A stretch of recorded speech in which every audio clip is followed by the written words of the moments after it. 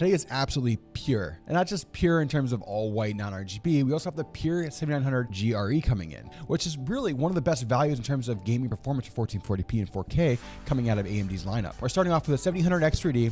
We're putting it all on the beautiful B650 AORUS Elite AX ice board. That's all white out. The PCB is white.